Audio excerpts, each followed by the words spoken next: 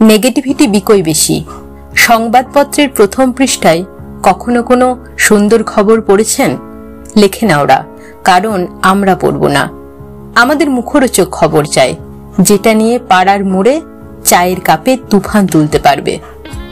একটা মেয়ে বা ছেলে সুন্দর গান বা কবিতা বলছে, আমরা একটা লাভ দিয়ে দেব, বা খুব জোর হলে একটা কমেন্ট।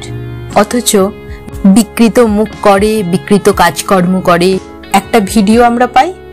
এই পাগলগুলোকে কোথা থেকে আসে জাতীয় ক্যাপশন দিয়ে ভাইরাল করে ছাড়বো গুলোকে। আমরা স্ক্যান্ডেল ভালোবাসি, টিচিং এর গল্প কান পেতে শুনি। কি পেল নাতে আমাদের আগ্রহ বেশি, কি পেল শোনার সময় আমাদের নেই। এই পৃথিবীতে শান্তি কারোরই নেই। ভেবে দেখুন তো, বিবাহিতরা ডিভোর্সের চিন্তায় ব্যস্ত, আর অবিবাহিতরা বিয়ের চিন্তায় মগ্ন।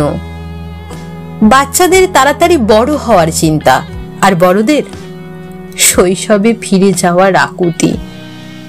চাকুরিজীবীরা কাজের চাপে চিন্তিত, আর বেকারদের চাকরি পাওয়ার চিন্তা।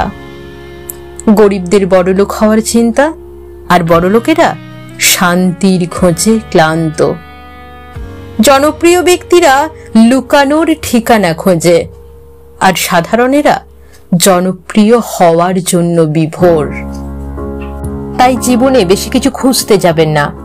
বেশি খুঁজতে গেলেই জীবনে অনেক কিছুই হারিয়ে ফেলতে হয়। যা রয়েছে সেটা নিয়েই সামনে এগিয়ে চলতে শিখুন। জীবনকে আরো ভালোভাবে বুঝতে হলে আপনাকে 3টে স্থানে যেতে হবে। 1 হাসপাতাল, 2 কারাগার, 3 কবরস্থান।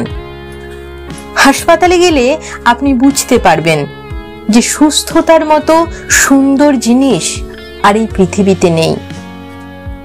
কারাগারে গেলে আপনি বুঝতে পারবেন যে স্বাধীনতা হচ্ছে পৃথিবীর সবচেয়ে মূল্যবান জিনিস।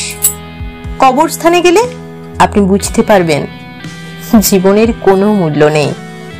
আমরা আজ যে মাটিতে হাঁটছি, আগামীকাল সেটাই আমাদের ছাদ হবে। দুঃখজনক সত্য এটা যে আমরা কিছু নিয়ে আসি না, আর কিছু নিয়ে যেতে পারবো না।